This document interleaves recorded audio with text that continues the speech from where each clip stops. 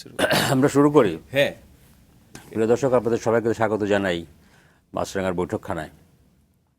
আমাদের এখানে আমার আজকে অতিথি তিনজনই সাংবাদিকতা সঙ্গে জড়িত তিনজন ব্যক্তিত্ব। তাদেরকে আপনারা চিনেন, তারপর একটু জানাই কি কারা কারা আছেন আমাদের সাথে। শাহেদ আলম একসময় বাংলাদেশে সাংবাদিকতা করতেন, তারপরে তিনি মার্কিন যুক্তরাষ্ট্রে চলে যান। ওটা পরিচয় না, আপনার অধীনেই আমি এখানে সাংবাদিক ছিলাম, বিশেষ শাহেদ আলম আমাদের মাছরাঙা টেলিভিশনে ছিলেন। আপনারা সবাই তাকে চেনেন, তার পরিচয় করার দেওয়ার বেশি কিছু নাই। আমার বামে আছেন সাইফুল আলম চৌধুরী, তিনি ঢাকা বিশ্ববিদ্যালয়ের সাংবাদিকতা বিভাগের শিক্ষক। আর আছেন আনিস আলমগীর, তিনিও সিনিয়র সাংবাদিক, আপনাদের সবাই পরিচিত। এই তিনজন আবার তিনজনই তারা ঢাকা বিশ্ববিদ্যালয়ের সাংবাদিকতা বিভাগের স্টুডেন্ট। তো তাদেরকে কেন আমাদের আজকে দাওয়াত দিলাম বৈঠকখানায়, তার কারণ হচ্ছে আজকে বিশ্ব মুক্ত গণমাধ্যম দিবস। তো এটা নিয়ে একটু আলাপ করতে চাই। একটা বিষয় নিয়ে আপনাদের শুরু করি, সেটা হচ্ছে আজকে অনেকগুলি প্রোগ্রাম হয়েছে, এখানে অনেক সুন্দর সুন্দর কথা হয়েছে, সাংবাদিকরাও অংশ নিছে, সরকারের লোকজনও কথা বলেছেন, তথ্যমন্ত্রী, তথ্য বিষয়ক উপদেষ্টা প্রধানমন্ত্রীর।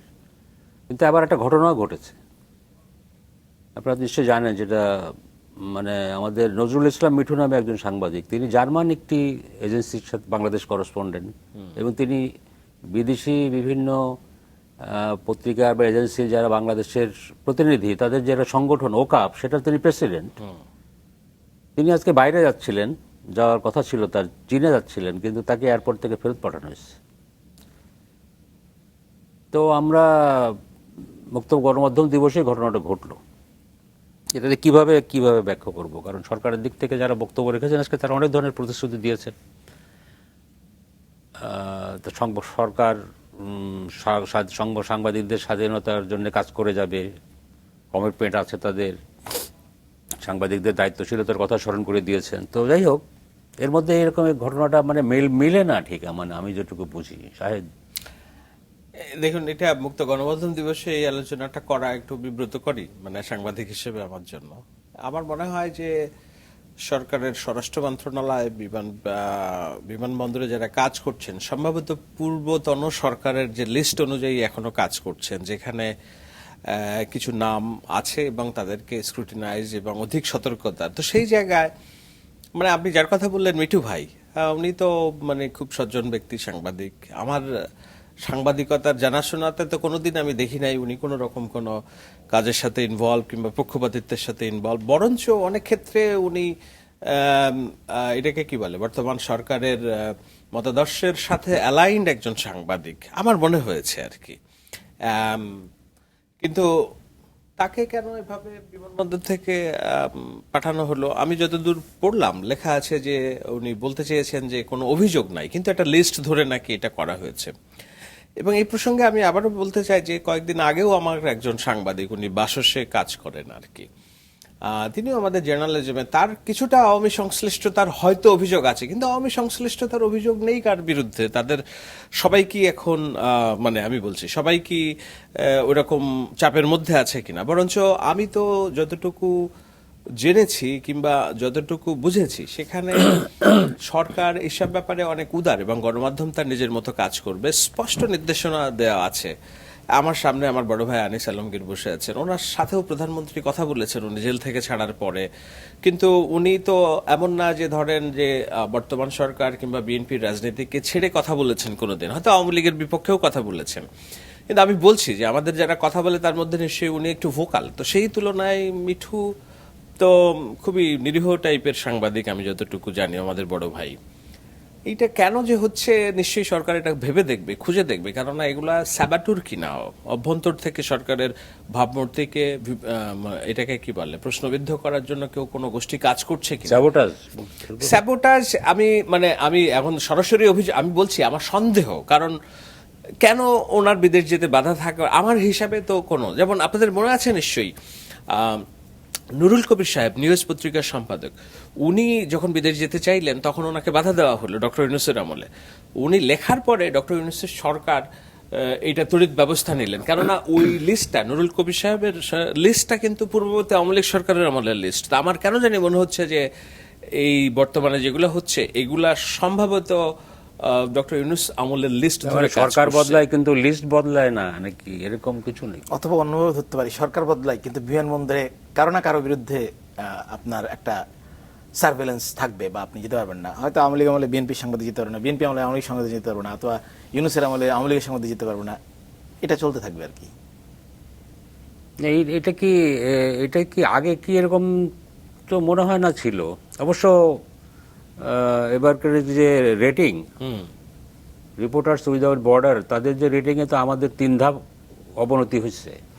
তো এগুলি তারই রিয়াকশন কিনা? ওই যে আওয়ামী লীগের আমলে বিএনপি, বিএনপির আমলে আওয়ামী লীগ, বা ইউনূস সাহেবের আমলে কি বলে আমাদের আনিস আলমগীরকে ধরে নিয়ে যাওয়া হয়েছিল। তো সে আপনার কথা বলছিল যে বিএনপির আমলে আপনাকে আমরা যতটুকু শুনেছি যে সরকারের দিক থেকে একটা ইনস্ট্রাকশন ছিল, যদি কোনো সিরিয়াস গুরুতর কিছু না থাকে তাহলে তাকে জামিন দেওয়া যেতে পারে। রাষ্ট্রপক্ষ সেই ভূমিকাটা নিয়েছে, তাই তো? তো আপনার ক্ষেত্রে এরকম হইলো, এবং আবার আরেকজনের ক্ষেত্রে আবার উল্টাটা হইলো। সে তো আবার ওর যেটা বললো শাহেদ, যে ওর সাথে সেই ওই রকম কিছু কেউ না মিঠু, যার বিরুদ্ধে আওয়ামী লীগের সাথে আপনার কি বলে বেশি যোগসাজশ বা কিছু একটা, ইভেন তার বিরুদ্ধে ইউনূস সরকার তো সাংবাদিকদের ঢালাওভাবে হত্যা মামলা দিছিল, অনেক সাংবাদিককে দিছে, 250 প্রায়। তার মধ্যে তো মিঠু সে তার মধ্যেও নাই। কেন হয়? আনিস বলেন তো, আপনি তো একজন। শাহেদ একটা ইন্ডিকেশন দিয়েছে যে এটা প্রিভিয়াস গভর্নমেন্টের ইনস্ট্রাকশন হতে পারে। প্রিভিয়াস গভর্নমেন্টের ইনস্ট্রাকশনে যদি থাকে তাহলে ওইটারই হয়তো কার্যকারিতা হচ্ছে। এবং আমার বিরুদ্ধে যে মামলা করেছে, আমি আশঙ্কা করছি যে আমার বিরুদ্ধে আছে এটা, কারণ যে কারোর বিরুদ্ধে মামলা হলেই এই ইনস্ট্রাকশন চলে যাবে। অথচ আমি জামিন নিয়েছি, আমি তো আমার ওই অধিকার আছে যে কোথায় যাব না যাব, একটা আছে আমার। আপনার জামিনের কি কোনো শর্ত আছে কিনা যে দেশের বাইরে যাওয়া যাবে না? কিছু নাই। না, এটা না। আপনি আমি আশঙ্কা অ্যালাউড টু গো। আমি আশঙ্কা করি যে আমার নামও আছে, কারণ এগুলো ওই তথাকথিত চক্রের মধ্যে চলে, ওইভাবে পাঠায়, ওইভাবে। কিন্তু এটা কেমন কথা? আগেকার সরকারের তালিকা এখনো বহাল থাকে কি করে? এটাই তো বলছি বারবার যে ডক্টর ইউনূস যে অপশাসন করে গেছে সেটারই যদি ধারাবাহিকতা হয় এই সরকারের, তাহলে তো এই সরকারেরই বদনাম হবে। এবং ওই বলছে না সাপোর্টাইজ করা, এই সরকারের মধ্যে তাহলে এমন কোনো ব্যক্তি আছে তারা চায় যে মিডিয়ার সাথে সরকারের সম্পর্ক নষ্ট করার ক্ষেত্রে বা অন্যান্য সেক্টরের ক্ষেত্রে। তথ্যমন্ত্রী আপনার জহিরুদ্দিন স্বপন একটা ডে 1 থেকে চাচ্ছে যে মিডিয়ার সাথে সম্মানজনক সম্পর্ক রক্ষা করা, সরকারের একটা ব্রিজ হিসাবে উনি সরকার আর মিডিয়ার মধ্যে কাজ করছেন, উনি আপ্রাণ চেষ্টা করছেন। কিন্তু যদি এই ধরনের কার্যক্রম চলতেই থাকে তাহলে তো এটার আর ফলপ্রসূ কিছু হয় না। মিঠুর ক্ষেত্রে যেটা ঘটলো, কালকে আমি যেতে চাইলে আমার ক্ষেত্রেও যদি একই কাণ্ড ঘটে, ওটা নিউজ হবে। কিন্তু আমি যে যেতে চাচ্ছি, আমার যে যাত্রাটা, সেটা তো ভঙ্গ হয়ে গেল। হয়তো 2 দিন পরে সেটা তুলে নেবে। কিন্তু এই ধরনের, তার মানে হচ্ছে যে হয়রানিটা তো হয়ে গেল, হয়রানিটা তো হয়ে গেল। এবং আমি জানি কয়েকজনের বিরুদ্ধে এরকম আছে, এটা দিয়ে রাখছে। তাহলে এটা কোন ইশারায় দিয়ে রাখছে, কি কারণে দিয়ে রাখছে, এগুলোতে কিন্তু সরকারের ভাবমূর্তি নষ্ট হয়। ধরেন এটাতে কোনো অ্যাচিভমেন্ট নাই, আপনি তাকে একবার এক্স্যাক্টলি এটা রেকর্ডেড হইলো, মানে সাংবাদিক নির্যাতনের একটা নাম্বার বাড়লো, কিন্তু মানে হয়রানির একটা নাম্বার বাড়লো, কিন্তু আদতে কি তাকে কি আটকাতে পারবে কেউ? সে হয়তো আরো 2 দিন পরে যাবে, কিন্তু আজকে যে যেতে পারলো না, এটা রেকর্ডেড থাকলো না। কিংবা সে ওই হয়রানি থেকে রক্ষা পাওয়ার জন্য আবার আদালতে যাবে, আদালত তাকে একটা নির্দেশ দেবে, এইগুলো করবে। তো এই সমস্ত গুলোতে তো কোনো লাভ হয় না। আমরা কি আশা করতে পারি যে ধরেন সামহাও একটা ঘটনা ঘটেছে, তো এই ঘটনা এটাকে ধরে তালিকার ব্যাপারে আবার নতুন করে চিন্তা ভাবনা হবে, বা যদি কোনো ভুল থাকে সেটা কারেকশন হবে, আর যাতে কেউ হয়রানির মধ্যে না পড়ে, এরকম কি আশা করা যায় naকি? তার মানে তালিকা থাকতে হবে, সেটা তো বড় প্রশ্ন। না, তালিকা থাকতে হবে। আপনাকে এটা বুঝতে হবে যে সাংবাদিক মানে আমরা যেমন কাকের মাংস খায় না, একটা কথা আছে, সাংবাদিকের বিরুদ্ধে কথা বলে না। কিন্তু আপনিও জানেন, আমিও জানি, আনিস ভাই আপনিও জানেন যে সাংবাদিকতার নাম করে অনাচার করার লোকের সংখ্যাও তো কম না, তাই না? সাংবাদিকরা পার্সোনাল ক্রাইমে জড়িয়ে যান, পারিবারিক ক্রাইমে জড়িয়ে যান, জায়গা জমি নিষ্পত্তির ঝামেলায় জড়িয়ে যান, অনেক ক্ষেত্রে অনেক হেইনেস ক্রাইমের সাথেও সম্পৃক্ত, কিন্তু ঢাল হিসেবে তারা ব্যবহার করছে সাংবাদিক। আমি ধরেন এই গুলশানে থাকি, মাঝে মাঝে রাত্রে হাটে, আমি দেখি যে ওই বড় বড় রেস্টুরেন্টের সামনে 5 গাড়ি, পিছনে দেখলে সাংবাদিক, দৈনিক ভোরের যুগ, দৈনিক সকালের আলো, তো মানে দে আর মানে মানি ম্যান, মানে লাক্সারিয়াস গাড়ি চড়ছে, অথচ সাংবাদিকতায় যে ভূমিকা রাখা এখন এখন ওই জন্য বলছি তালিকার যদি থাকতেই হয়, আমি মানে তালিকা থাকুক এটা আমি চাই না, কিন্তু তুমি সাংবাদিক যাদের কথা বলছো তাদের নাম ওইখানে নাই। নাই না না, ও আছে আমার আন্ডারগ্রাউন্ড প্রেসের কারো নাম নাই।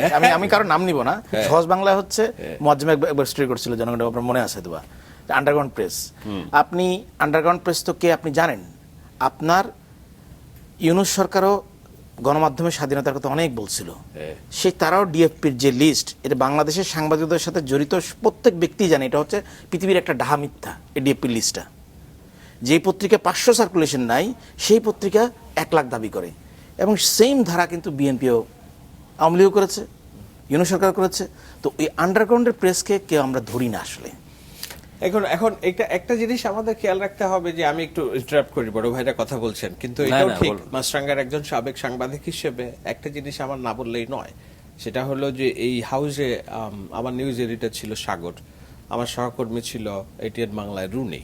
সাগর রুনির হত্যাকাণ্ড সংঘটিত হয়েছে বাংলাদেশে সাংবাদিকদের নার্ভকে দুর্বল করার জন্য। ওই একটা হত্যাকাণ্ড একেবারে মারাত্মকভাবে আমাদের সবার মনোজগতে দাগ কেটে আছে। আমার মনে আছে আমি প্রথম রিপোর্ট করেছিলাম, এবং পশ্চিম রাজাবাড়িতে তখন আমি থাকতাম, প্রথম ফোন কলটা আমি পেয়েছিলাম।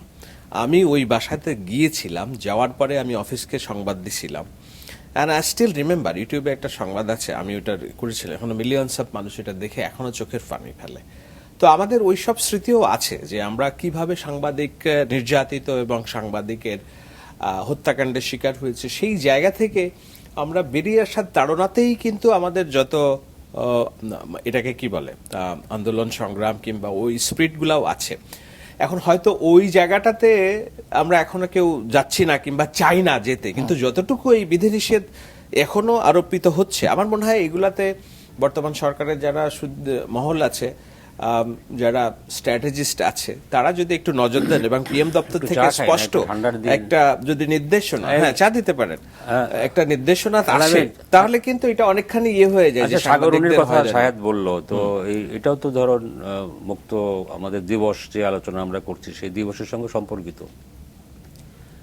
এই যে একটা চাঞ্চল্যকর যে মার্ডারটা, বাংলাদেশ তো বটে, সারা দুনিয়াকে আলোচিত করেছে, পৃথিবীর যেখানে বাংলাদেশিরা আছে তারা, 2012 সালের ঘটনা। তো তারপরে আওয়ামী লীগ দীর্ঘদিন ক্ষমতায় ছিল এবং এটার কোনো তদন্তই শেষ হয় নাই, বিচার তো পরের কথা। 48 ঘন্টার মধ্যে হবে, 48 ঘন্টার মধ্যে হবে বলে স্বরাষ্ট্রমন্ত্রী বলেছিলেন। এক ধরনের ধারণা তৈরি হয়েছিল যে সরকারের কোনো না কোনো ইনভলভমেন্ট আছে এটার সাথে, সরকারের বা সরকার সংশ্লিষ্ট বা সরকারের প্রিয়ভাজনদের কারো, সেই কারণে সরকার এটা করছে না। তো আওয়ামী লীগ সরকারের তো পতন হয়ে গেছে, তারপরে ইউনূস সরকার 2 বছর প্রায় টাইম পেলেন, প্রায় 2 বছর থাকলো, ওনারা নতুন করে তদন্ত করার নির্দেশ দিলেন, কোনো কিছু নাই। বিএনপি সরকারকে দোষারোপ করা যাচ্ছে না, কারণ তারা মাত্র আসছে, 2.5 মাস হচ্ছে মাত্র, এখনো ধরেন এই বিষয়ে কথা বলার জন্য সময় হয় নাই। কিন্তু ইউনূস সরকার কি করলো?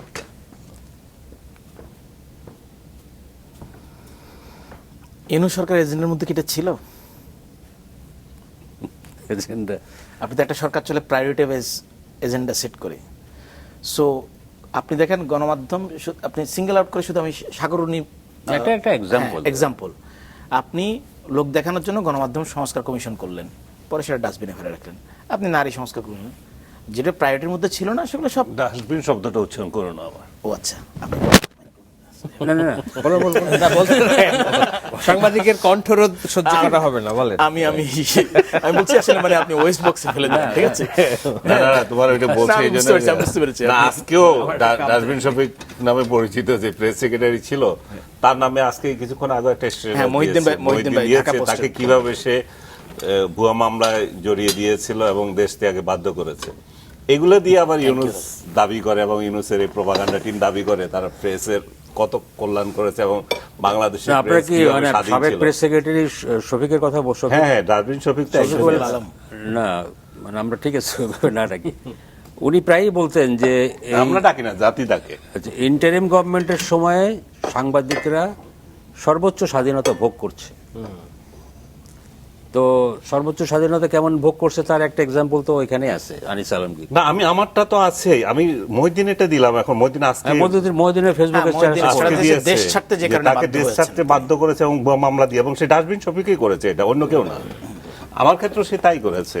শাহিদ কালকে আমাকে বলছিল কি কাহিনী, সে নাকি আরো বেশি জানে, তো বললে ভালো হয় যে আমাকে কে কি করেছে। বাট আমি জানি যে এটা ডাস্টবিন শফিক, তারপরে এনসিপির কিছু লোক, এবং আমাকে বললো যে একটা এজেন্সিও ছিল, তাদের সম্মিলিত প্রচেষ্টা এটা হয়েছে। তো এইটাই যদি, এবং কি আমার বিরুদ্ধে আমাকে তুলে নিয়ে গেল, আমার কোনো মামলা নাই, তারপরে গিয়ে একদিন পরে আমাকে একটা মামলা দিচ্ছে, আপনি ওই টকশোতে এটা বলেছেন, ওই টকশোতে এটা বলেছেন, রবিউলের সাথে, মানে ওই লিঙ্কগুলো সবগুলো হচ্ছে কি জানেন, সবগুলো হচ্ছে ভাইরাল লিঙ্ক। না, কিন্তু আপনার বিরুদ্ধে তো অভিযোগ ছিল সন্ত্রাস বিরোধী আইনে মামলা হয়েছে আপনার। ওইটাই তো সন্ত্রাস ওইটাই হচ্ছে যে, সন্ত্রাস। ওইটাই সন্ত্রাস। টক শোতে যত ছিল ভাইরাল, কতগুলো লিঙ্ক দিছে, এটা হচ্ছে ভার্বাল সন্ত্রাস। এটা হচ্ছে মামলা। এটা নিয়ে আর কি বলবো বলেন। এবং সেটার জন্য আবার 7 দিনের রিমান্ড চাইছে, 5 দিনের রিমান্ড দিয়েছে, এবং রিমান্ডে বসে বসে আবার। আচ্ছা, ঠিক আছে, আমরা তো কিছু আলোচনা করলাম বিচ্ছিন্নভাবে, বাট আমাদের মিডিয়ার মধ্যে তো কিছু সমস্যা আছে, এটাও তো আমাদের একটু আলোচনায় আনা অবশ্যই দরকার। আছে। সাইফুলকে আমি একটু জিজ্ঞেস করতে চাই, সাইফুল তো আপনি তো বিশ্ববিদ্যালয়ে শিক্ষকতা করেন, একসময় সাংবাদিকতা করেছেন, আপনি ভিতর বাহির সবই জানেন। এই যে ধরেন প্রতি বছর আমরা এই দিবসটা পালন করি এবং আমরা একটা রিপোর্ট দেখি সামনে, 2 দিন আগে বের হয় যে রিপোর্টার্স উইদাউট বর্ডারে বাংলাদেশের র্যাঙ্কিং, এই যে আমরা 3 ধাপ এবার নেমে গেলাম। তো এটা কতখানি গুরুত্বপূর্ণ, অথবা ওভারঅল এমনি বাংলাদেশের সাংবাদিকতা নিয়েও তো অনেক প্রশ্ন আছে, তাই না? আমরা স্বাধীন সাংবাদিকতার জন্য চিল্লাচিল্লি বহু বছর ধরে করি, কিন্তু আলটিমেটলি কি আমরা কখনো এরকম খুব মানে মনের শান্তি নিয়ে সাংবাদিকতা কখনো করতে পেরেছি কিনা? আর এটার জন্য কি শুধু আমরা সরকারকেই বলবো তারা সাংবাদিকতা করতে দেয় না, এটার জন্য কি আমরাও কিছুটা রেসপন্সিবল কিনা? বা এই যে আপনি প্রথমে যদি এটা একটা বলেন, 3 ধাপ নামলাম, এটার কি কারণ হতে পারে? অনেকগুলো কারণ আছে। প্রথম কারণ হচ্ছে আমি একটু বাংলাদেশের সাংবাদিকতার যে চ্যালেঞ্জ, সেটাকে ধরেন এই রিপোর্টার্স বর্ডার যেভাবে দেখে, এটা তো ওরা তো আসলে কোয়ান্টিটিভ রিসার্চ করে। ঠিক এক্স্যাক্টলি আপনি আসলে বাংলাদেশের সাংবাদিকতার চ্যালেঞ্জটাকে আপনি কোয়ান্টিটিভ অ্যানালাইসিস দিয়ে বুঝতে পারবেন না। কয়টা সাংবাদিক মারলো, কয়জনকে এয়ারপোর্টে দিল, এটা না। আপনি দেখেন বাংলাদেশের সাংবাদিকতায় 2007 সাল থেকে, ধরেন 90 থেকে আমরা এক ধরনের স্বাধীনতা পেয়েছিলাম, সেটা পর্যন্ত আমরা 2007 1/11 আগ পর্যন্ত এনজয় করেছিলাম কমার বেশি। কিন্তু এখনো কোনো আমলে আসলে আমরা পূর্ণাঙ্গ স্বাধীন ছিলাম না। কেন? খুব সিম্পল। আপনি 3টা বিষয়ে কখনো ওনারা মানে রানিং থাকা অবস্থায় আপনি নিউজ করতে পারবেন না। এক, দেশের প্রাইম মিনিস্টার, কোনো সরকারের আমলেই দেশের প্রাইম মিনিস্টারের উপরে আপনি দুর্নীতি বা কোনো অভিযোগ পেলে আপনি নিউজ করতে পারেন না। 2, ডিফেন্স, কোনো ডিফেন্স বাহিনীর প্রধানের বিরুদ্ধে আপনি কখনোই তিনি রানিং থাকা অবস্থায় আপনি করতে পারেন না। 3, এই দুইজনের খুব ক্লোজ রিলেটিভ, ওনারা ক্ষমতা থাকা অবস্থায় আপনি করতে পারবেন না। সো এই বিশ্লেষণটা আপনি কোনো কোয়ান্টিটিভ অ্যানালাইসিসের মধ্যে পাবেন না। আপনার কাছে কেউ টেলিফোন করে নিউজ নামাইতে বলে আপনি নিউজ নামাইতে বাধ্য হন, সেটা কোনো কোয়ান্টিটিভ অ্যানালাইসিস আসবে না।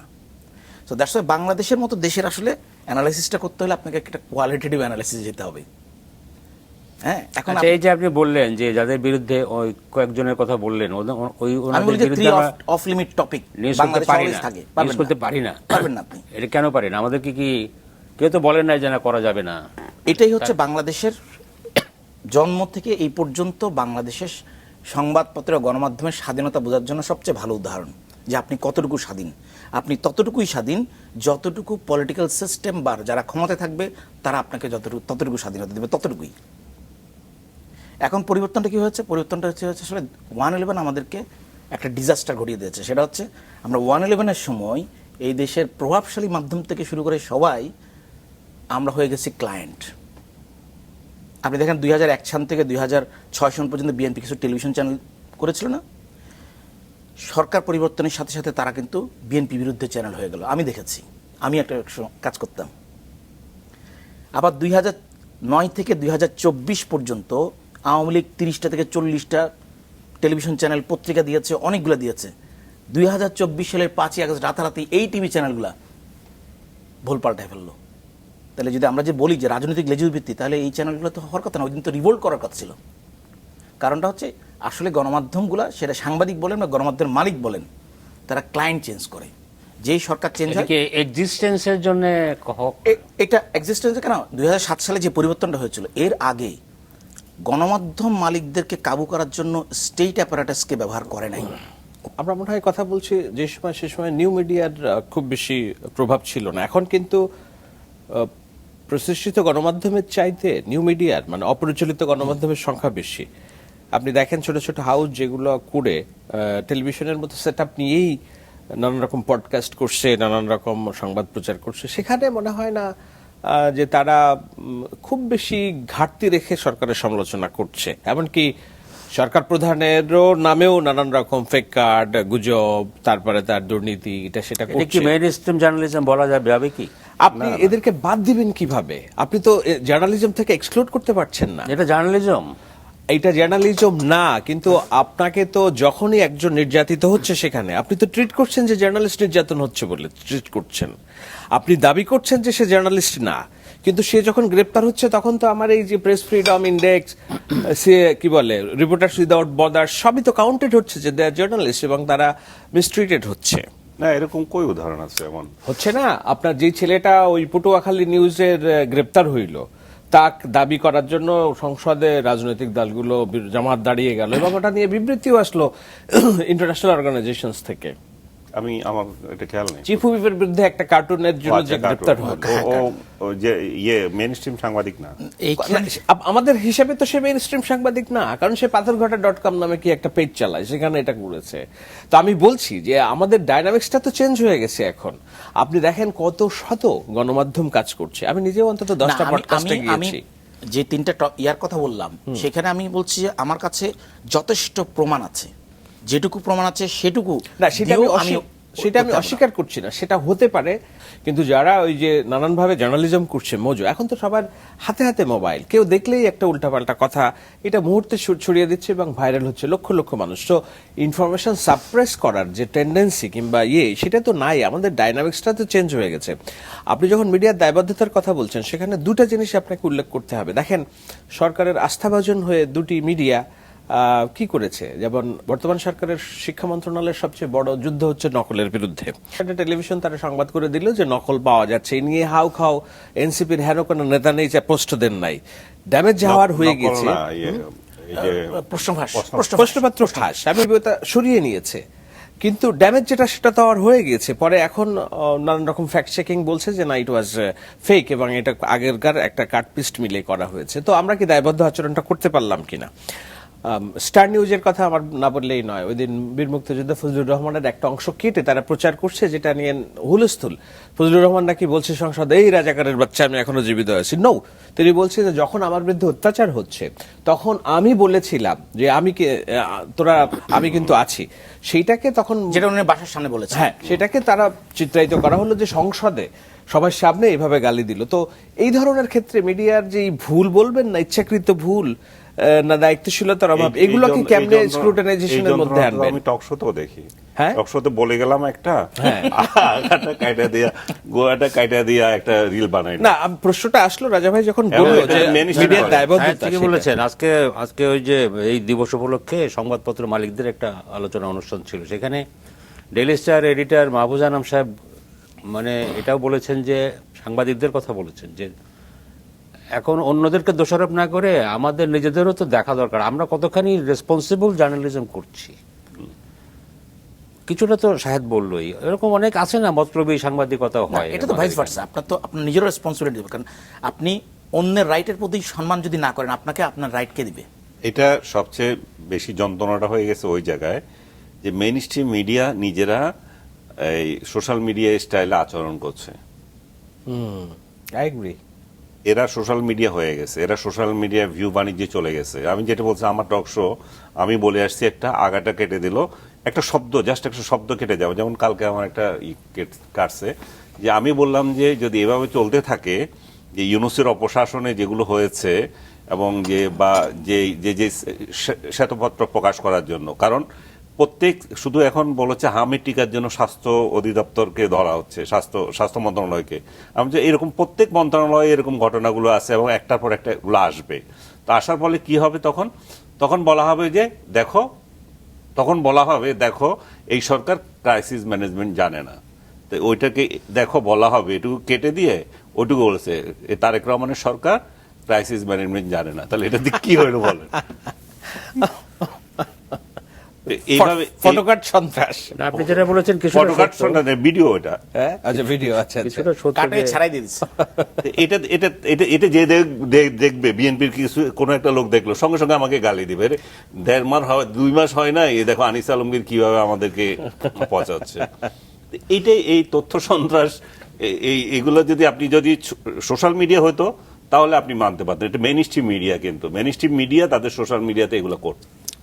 আচ্ছা, সাইফুল তো এই যে ডিজিটাল ক্লিকবেট জার্নালিজম বলি, মানে কি বলবো, এটা একটা তো বাস্তবতা আর কি, না? এখান থেকে টাকা আসে, তো বিভিন্ন মানে যারা বিজনেস media- মডেল, যেটা শায়দ বলতেছিল যে নিউ মিডিয়ার প্রাদুর্ভাবে বিজনেস মডেলটা চেঞ্জ হয়ে গেছে। হ্যাঁ, তো আগে বিজ্ঞাপনের পিছনে আপনি বিজ্ঞাপন আপনার তো গবেষণায় কি বলে, মানে আমরা কি মেইন স্ট্রিম মিডিয়া কি ওইদিকে বিপজ্জনকভাবে ঝুঁকে যাচ্ছে কিনা, নাকি ট্রেন্ডটা কি বলে? আমাদের হচ্ছে প্রথম কথা হচ্ছে আমরা গণহারে আমরা আসলে গণমাধ্যমের স্বাধীনতা দাবি করি, বা ইভেন আওয়ামী লীগ সরকার দাবি করতো যেটা হচ্ছে গিয়া অনেকগুলো মিডিয়া আমার এখানে ব্যাপক স্বাধীন। এটা হচ্ছে সবচেয়ে ডিজাস্টার, কারণ আপনার বিজনেস মডেলটা যদি হিসাব করেন, আপনার এখানে কয়টা ভালো করে বিজ্ঞাপন দেওয়ার মতো ফার্ম ছিল যখন আমি অনলাইন বা আপনার ডিজিটাল মিডিয়া ছিল না তখনকার কথা বলছি। তাহলে ওই সময়ে আপনার হয়তো যেখানে 10টা টেলিভিশন চ্যানেল মানে সক্ষমতার সাথে চলতে পারতো, সেখানে আপনি দিয়ে দিয়েছেন 40টা। এই সরকার হয়তো আরও দিবে। মানে আপনার তো বাজারে আপনার সক্ষমতাটা থাকতে হবে, পত্রিকার ক্ষেত্রে আপনার পাঠকের সাক্ষরতা থাকতে হবে ওই জায়গায়। ফলে যেটা হয়ে গেছে যে এখন যেহেতু ওয়ার্ল্ডের কনটেক্সট চেঞ্জ হয়ে গেছে, প্ল্যাটফর্ম চেঞ্জ হয়ে গেছে, এখন আপনি বিজ্ঞাপনদাতাদের জন্য অপেক্ষা করছেন না, আপনি বিজ্ঞাপনদাতারাই থ্রু গুগলের মাধ্যমে আসছে আপনার কাছে, সেটা আপনার ভিউর উপরে। সো এখন আপনার ফার্স্ট ক্রাইটেরিয়া হয়ে গেছে জার্নালিজম না, ভিউইজম। কারণ আপনাকে ভিউ বাড়াতে হবে, আপনাকে যত ভিউ তত ডলার তত ইনকাম। তো এইটাতে আসলে আলটিমেটলি টিকবে না, এটা ডিজাস্টার। কিন্তু আপনি দেখেন বাংলাদেশে অনেক পত্রিকা আছে, আপনি দেখবেন অনেক টেলিভিশন আছে, শুরুতে আসার পরে ব্যাপক চাকচাক কিনে আসছিল, হঠাৎ করে ধপাস করে পড়ে গেল, তারা এক্সিস্ট করতে পারে না। ভিউইজম নাকি বললেন, এটা টিকবে না বেশি দিন, মনে হয়? এটা বেশি দিন টিকবে না, আলহামদুলিল্লাহ, এটা বেশি দিন টিকবে না। কারণ এই ভিউইজমের চক্করে পড়ে তো, কারণ কি আপনি মানুষের, আপনি দেখেন আমি সিম্পলি ঢাকা শহরকে 4 ভাগে ভাগ করি। আপনি যে যারা ভিউইজম করছে ঢাকা শহরের কোন মানুষটা, তাদের এই চ্যানেল বলেন বা ইয়া করেন, ধরেন আপনি যদি মোহাম্মদপুর থাকেন, মোহাম্মদপুরের মানুষকে বলতে হবে গত 1 সপ্তাহে যারা ভিউইজম করছে তাদের মোহাম্মদপুর নিয়ে কোনো নিউজ হয়েছে? যারা উত্তরায় থাকে তারা কি বলতে পারবে? এক সময় পাঠকের সাথে দর্শকের সাথে চ্যানেলটার বা পত্রিকাটার সংশ্লিষ্টতা ছিল, আত্মিক সম্পর্ক তৈরি করা হতো, এটা এখন নাই। ফলে এটা না থাকার কারণে এই ভিউইজমটা দুর্বল। যখনই অনেক বেশি কম্পিউটার আসবে এটা কলাপস করে যাবে। এটা আঞ্চলিকতা নাও থাকতে পারে, কারণ বিশ্ব না, আমি আঞ্চলিকতা বলছি না, আমি বলছি own করা, মিডিয়া, own হ্যাঁ করা, ওইটাই, own বিশ্ব করা। মিডিয়া এমন এক জায়গায় গেছে, আপনি এখানে বসে নিউ ইয়র্ক দেখছেন, তো আপনার পৃথিবী তো এখন হাতের মুঠে ওইরকম হয়ে গেছে, এখন আর ওইভাবে ওই না, আমি আত্মীয়তা বলছি ফিল ধরেন নাও করতে বাংলাদেশের পারে। মেইন এখন 5টা প্রধান সমস্যা কি, সেই 5টা প্রধান সমস্যা নিয়ে কি আমি গত 1 মাসে নিউজ দেখেছি? না না, এগুলো খুবই হালকা চটুল। হ্যাঁ, সংসদে কে কি বললো সেটা কেটে হ্যাঁ, হচ্ছে। ওইটাই। সোশ্যাল মিডিয়ার অ্যালগরিদমের জন্য আরেকটা সমস্যা হচ্ছে, আপনি মনে করেন আপনি তারেক রহমানের বিরুদ্ধে একটা ভিডিও করলো, আপনি সেটা দেখলেন কোনো কারণে, হায় আল্লাহ, আপনার কাছে শুরু হইলো এবার তারেক রহমানের বিরুদ্ধে গুপ্ত বাহিনী যা যা দিচ্ছে সেগুলা, তখন এটা এসইওটা বেড়ে যায়, algorithm টা এটা বেড়ে যায়। চলে আসে, হ্যাঁ, এটা একটা বিপদ। এটা আরেকটা বিপদ। আর একটু ভেতরে ঢোকার চেষ্টা করি যে এখন কি করণীয়। সরকার তো বলছে তারা অতীতের মতো ভুল করবে না, তারা সাংবাদিকদের স্বাধীনতা দিবে, মিডিয়াকে ফ্রিডম দিবে। তবে সঙ্গে সঙ্গে দুটো শব্দ সরকারের দিক থেকে বলা হচ্ছে যে একটা জবাবদিহিতা আর একটা হলো দায়িত্বশীলতা। দায়িত্বশীলতা তো অবশ্যই লাগবে, সাংবাদিকতা তো দায়িত্বশীল সাংবাদিকতা না করলে তো সে তো সাংবাদিকতাই না, তাই না? জবাবদিহিতার কথা বলা হচ্ছে। আনিস, বলেন তো দেখি, এখন এই সিচুয়েশনে আমরা কার কাছে কি চাইবো বা নিজেদের কাছে কি চাইবো? জবাবদিহিতা তো থাকা উচিত। সরকার তো চাইবে তার বিরুদ্ধে আপনি যে নিউজটা করবেন যা ইচ্ছা তা বলে দিলেন, সেটা তো হতে এটা তো- পারে না। এটা তো দায়িত্বশীলতা। দায়িত্বশীল আমি জবাবদিহিতা কার কাছে করব? আমি তো করব আমার দর্শক বা পত্রিকার পাঠকের কাছে। সেই দিক দৃষ্টিকোণ থেকে ওইটা সরকার কেয়ার করে না। আপনার পাঠকে আপনার কি মূল্যায়ন করলো, আর এর মধ্যে আপনি আমার ভুয়া নিউজ দিয়ে আমার যা ইচ্ছা তা করে দিলেন। তো এই জায়গাগুলোতে সমন্বয় দরকার। মানে এটা ব্রিজের যে কথা বলতেছি আমাদের তথ্যমন্ত্রীকে দিয়ে, ওনার সাথে যখন বৈঠক হয় তখন আপনারা যারা মিডিয়া গেটকিপার আছেন তারা এই সমস্ত ইস্যুসগুলো তুলতে পারেন। তারেক রহমানের সাথে ভেরি রিসেন্টলি ডিসিশন হয়েছে যে নোয়াবের মাস পর পর মালিকরা বৈঠক সম্পাদকরা বসবে, তারা এগুলো করতে পারে। আমি খুব খুশি হয়েছি এটা এই ঘটনাটা ঘটাতে, যে মালিক পক্ষ প্রধানমন্ত্রীর সঙ্গে বৈঠক বা সম্পাদকরা প্রধানমন্ত্রীর সঙ্গে বৈঠক করবেন। এর আগে যেটা ছিল আমাদের এখানে, যে প্রধানমন্ত্রীর সঙ্গে যে বৈঠক, আপনিও জানেন আমিও জানি, আমরা যেতাম আর আমাদের কিছু সম্পাদক যেত, ওই সম্পাদকদের তেল মারার প্রতিযোগিতায় ওয়ার্কিং জার্নালিস্টরা প্রশ্ন করার সুযোগ পেত না। এবং এই যে সারা বাংলাদেশ এটা দেখতো, এই যে কালচারটা, এটা মনে হয় একটু কমবে। কারণ তাহলে আপনারা অন্ধকার ঘরে বা অন্ধকার দরজা বন্ধ করে আপনারা যা তেল মারেন, জাতিকে এটা টেলিভিশনে দেখানোর আর দরকার নাই। এবং ওনারা মারবেন, এটা সবাই জানি আমরা। ওনারা আগে একজনকে মারছেন, এখন আরেক দল আরেকজনকে মারবেন। তো আমি মনে করি যে এই জায়গাগুলোতে খোলামেলা আলাপ হলে মনে হয় একটা ইয়ে হবে। আর আমার কাছে সবচেয়ে আতঙ্কজনক যে বিষয়টা মনে হচ্ছে বর্তমান সময়ে সাংবাদিকতার জন্য, সেটা হচ্ছে যে কেউ সাংবাদিক হয়ে গেছে। একটা অশিক্ষিত শত শত লোক একটা ইয়ে বের করে সাংবাদিক হয়ে গেছে। আর পত্রিকাগুলো থেকে তাদেরকে টাকাও দেয় না সেরকম ভাবে। এখন সংবাদপত্র কোনটা সংবাদপত্র নয়, এগুলো চিহ্নিত করা আর বেশি হয়ে গেছে। এবং গ্রাম এটাকে কন্ট্রোল করার, এটা অবশ্যই ঠিক। এবং গ্রাম পর্যায়ে যেটা হয়েছে, কমপ্লিট চাঁদাবাজির একটা উৎস হয়ে গেছে এটা। এবং শত শত এটা নিয়ন্ত্রণের উপায় কি? শত শত সাংবাদিক তৈরি হয়েছে। নিয়ন্ত্রণের উপায় একটা শিক্ষার ইয়ে করে দেওয়া, একটা কার্ডের ব্যবস্থা করা। সরকার এই যে অ্যাক্রিডিটেশন কার্ড যেটার কথা বলতেছে, এইটা কিন্তু বিরাট একটা হাতিয়ার হতে পারে। সরকারের যে পলিসি ছিল 3 দফায় প্রায় 150 না 200 সাংবাদিকের অ্যাক্রিডিটেশন কার্ড বাতিল করে দিয়েছে। 165 জন, 62 জন। অথচ দে আর জেনুইন জার্নালিস্ট ম্যাক্সিমাম, মানে একদম সিনিয়র জার্নালিস্ট, তাদেরকে অ্যাক্রিডিটেশন কার্ডের অপব্যবহার তো হয়েছে তখন। তা আপনি আবার ওই কার্ড প্রচলন করতে বলছেন সারা দেশে। এটা নিয়ে আমার একটা প্রস্তাবনা আছে, উনি শেষ করুক, আমি বলছি যেটা এখন আমি সাংবাদিক কি সাংবাদিক না, সেটা একটা পর্বের মধ্যে যাক। সেটা আমি ওই পত্রিকা আপনার মাছরাঙ্গার জন্য 10টা কোটা, সময়ের জন্য 3টা কোটা বা 15টা কোটা, এই কোটা থাকবে কেন?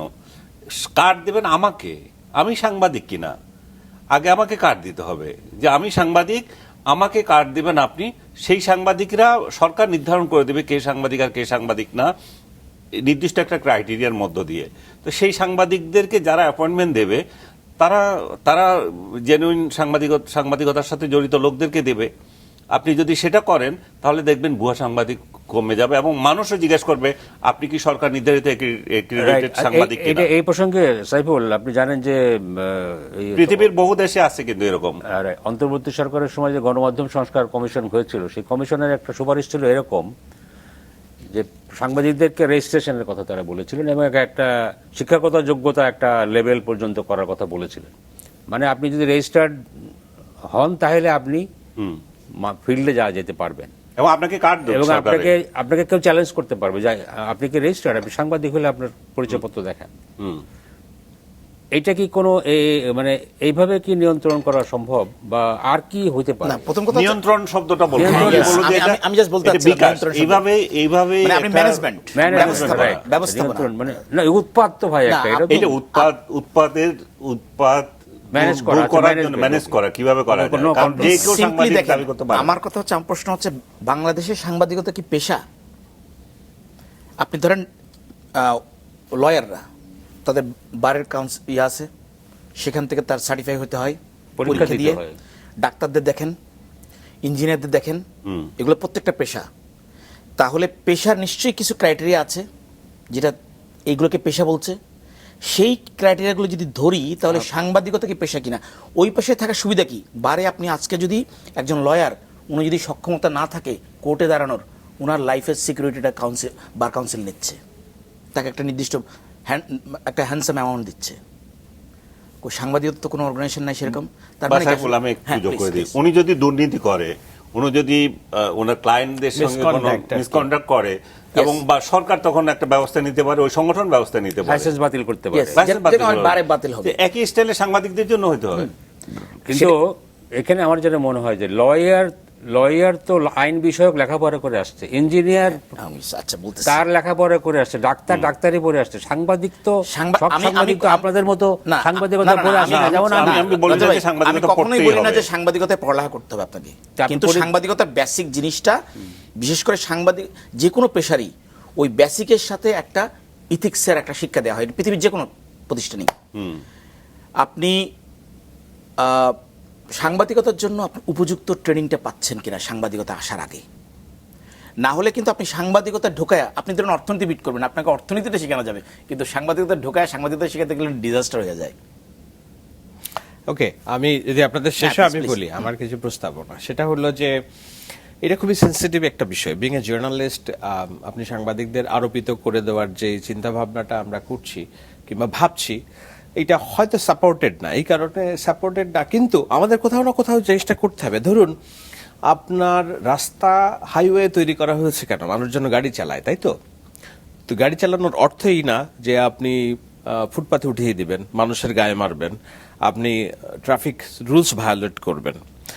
তো এইটা যেন না করেন, সেজন্য কি হয়, আপনাকে নির্দিষ্ট জায়গায় পরীক্ষা দিয়ে, মোটামুটি ওই পরীক্ষার ব্যবস্থাটাও ত্রুটিপূর্ণ আমরা জানি, কিন্তু আপাতত অ্যাটলিস্ট আমার সন্তান তো গাড়ি চালাতে জানে, কিন্তু আমার 18 বছর না হলে তো আমি গাড়ি চালাতে লিগালি পারমিটেড না।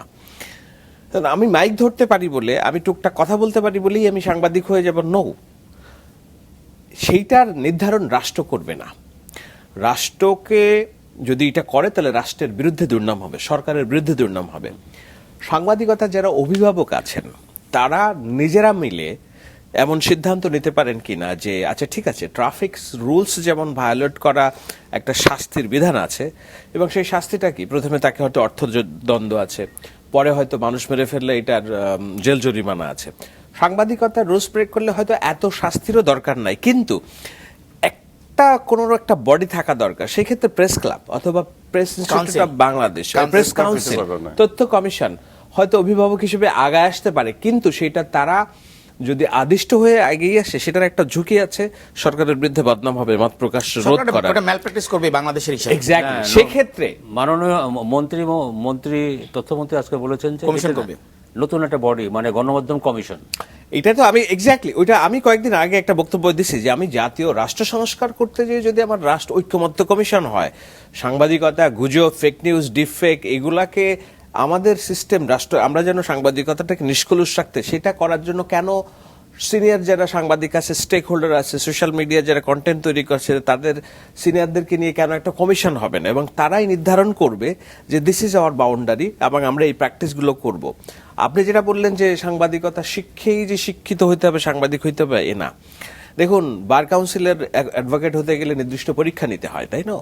আপনি যে কোনো জায়গায় আপনি করবেন সেটা পরীক্ষা নিতে হয়। এখন সাংবাদিকতা আর পরীক্ষা, আমরা সাংবাদিকতা পড়ে আসছি বলেই আমরা ভালো সাংবাদিক, আর যারা বাইরে থেকে আসছেন ওনারা ভালো সাংবাদিক না, এটা তো না। সাংবাদিক হচ্ছে মাস্টার অফ এভরিথিং, জ্যাক কি জানো, Jack of everything, master of না। সো আপনি দেখবেন যে আপনি ক্রস চেকিং জানেন কিনা, জার্নালিস্টিক এথিক্স জানেন কিনা, আপনি হচ্ছে যে নিউজ কালেকশন কিংবা নিউজ গ্যাদারিং এর বিষয়টা জানেন কিনা, আপনি এইটার কনসিকুয়েন্স জানেন কিনা, যে সোসাইটির দর্পণ আমি হিসেবে। তো পড়ি না এগুলি, আমি কিভাবে জানবো? আপনি তো প্র্যাকটিস করবেন, আপনি প্র্যাকটিস করার আগে তো আমাকে এই যে লাইসেন্স নিতে হবে, যেটা বলছেন একটা একটা একটা অথরিটির কাছ থেকে আপনি ওই যে আপনি প্রাথমিকভাবেই তো লাইসেন্স পান না, আপনি লার্নার লাইসেন্স পান। লার্নার লাইসেন্স নেওয়ার পরে আপনার একটা নির্দিষ্ট সময় থাকে, ওর মধ্যে আপনাকে রুলস রেগুলেশন সব শিখে আপনি ফাইনাল লাইসেন্সটা নেবেন।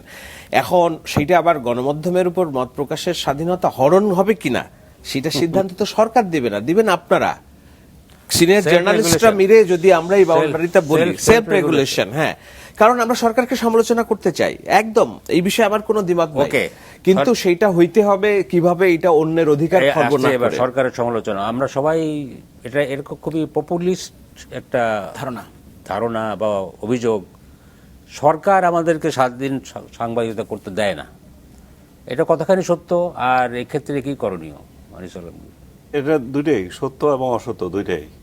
সত্য হচ্ছে যে এই যে কিছুক্ষণ আগে তো আমরা উদাহরণ দিলাম, ডক্টর ইউনূস আমাদেরকে বলছে আপনি মন খুলে সমালোচনা করেন, আবার মন খুলে যখন সমালোচনা করছে তখন আপনাকে তুলে নিয়ে যাচ্ছে। এবং আপনি ডারবিন শফিকের উদাহরণ দিলেন, সে একজনকে দেশ থেকে বাইর করে দিচ্ছে, আবার বিভিন্ন জায়গায় এইভাবে আরো কতগুলো আমরা অফেয়ারে যেগুলো বললাম, বিভিন্ন জায়গায় সে যে নক করছে, এটা তো তার দায়িত্ব না, এটা তো সরকার ওইটা করতে পারে না। তাহলে এখানে প্রেস ফ্রিডম কোথায়, এখানে স্বাধীন সাংবাদিকতা কোথায়? আপনি এই 18 মাসে একদিন সাংবাদিকদের মুখোমুখি হন নাই, যিনি আমাদের প্রধান উপদেষ্টা, তাহলে আপনার জবাবদিহিতা কোথায়? গণতন্ত্রের মূল ভিত্তি যেটা, সেটাকে গণতন্ত্রকে শক্তিশালী করার জন্য কি দরকার? দরকার নির্বাচন, সঠিক নির্বাচন দরকার। গণতন্ত্র জন্য সংবাদপত্রের স্বাধীনতা, সংবাদপত্র সেটা তুলে তো আপনি সংবাদপত্রেরই পাত্তা দেন না। আমাদের শেষ করতে হবে। এই ভোট হয় না বাংলাদেশে, আর উন্নয়ন নিয়ে আপনি গল্প করেন। উন্নয়ন তো হয়ে গেছে কিন্তু ভোট নাই। আচ্ছা আনিস, আমাদের শেষ করতে হবে, সময় প্রায় শেষ। না, ওইটাই বলছি। এই সরকারের কাছে আপনার কি চাওয়া কি? এই সরকার তো আমি বললাম যে, আপনি বললেন যে, শরণ ভাই বললেন যে একটা কমিশন করবেন এবং একটা ব্রিজ হিসেবে উনি কাজ করছেন। আমি ওই কমিশন করা বা যেই করে হোক, আমি চাই যে সাংবাদিকদের একটা নির্দিষ্ট কার্ড সরকার থেকে দেওয়া হবে, এবং আপনি যদি সাংবাদিক নিয়োগ দেন, কয়জন সাংবাদিক, ওটা তো আপনি একটা প্রসেস করলেন, কয়জন সাংবাদিক আপনি কার্ডধারী সাংবাদিক নিয়োগ দিয়েছেন। আপনি যত কার্ডধারী সাংবাদিক নেবেন তত এগ্রিগেটেড সাংবাদিক। এখন জনগণ তখন তাকে প্রশ্ন করতে পারবে কে সাংবাদিক আর কে সাংবাদিক না। আপনার কাছে যখন 100 জন লোক যাবে বোম নিয়ে, আপনি তখন জিজ্ঞেস করতে পারবেন না যে ভাই এখানে কার্ডধারী সাংবাদিক আছে কিনা। সরকার সাংবাদিক মুক্ত সাংবাদিকতা পছন্দ করে না, না এইরকম একটা মানে পারসেপশন আছে। এই সরকার কি করলে এই পারসেপশন বা আপাতত শর্ট টার্মটা বলি, কারণ এই গণমাধ্যম কমিশন লং টার্মের বিষয়। আনিস ভাই মানে শর্ট টার্মে বলছে না, উনি তো আমাদের মাঝে আজকে মুক্ত, তো উনার আগেও গ্রেফতার হয়েছেন বা উনার পরে আমি জানি না কেউ হয়েছে কিনা, শওকত মাহমুদ সহ যাদের মামলাগুলার কোনো চার্জশিটই হয় নাই এখনো পর্যন্ত, উইদাউট চার্জশিট, উইদাউট তদন্ত, যারা 2 বছর ধরে জেলে আছে, আগে মর্নিং শোজ দ্য ডে, এইটা সিম্বল হতে পারে যে তাদেরকে জামিন দেওয়ার ব্যবস্থা করে। কারণ আমাদের যতই বলুক, এটা যে সরকারই বলুক, আমাদের বিচার ব্যবস্থা আসলে স্বাধীন না। ভালো প্রস্তাব। সরকার থেকে সিগন্যাল না হলে কজ লিস্টে মামলা ওঠে না, তো কজ লিস্টে মামলা তুলে একটু লিগ্যাল ব্যবস্থা করা, এইটা মর্নিং শোজ দ্য ডে। সরকার যদি বলে যে আমরা কমিশন করবো, এই করবো, অনেক কিছু করবো, তাহলে বোঝা যাবে যে আসলে সরকার চায়। ওইটা তো আপনি বললেন যে বিএনপি সরকারের পলিটিক্যাল পার্সপেক্টিভ থেকে মূল আলোচনাটা হচ্ছিল যে এই যে মিডিয়ার দায়িত্বর যে বোধের জায়গাটা, সেটা আমরা এনশিওর করব, সেটা কোথায় আর কি, সেই জায়গাটাতে ওটা তো হয়েছে যে ঠিক আছে।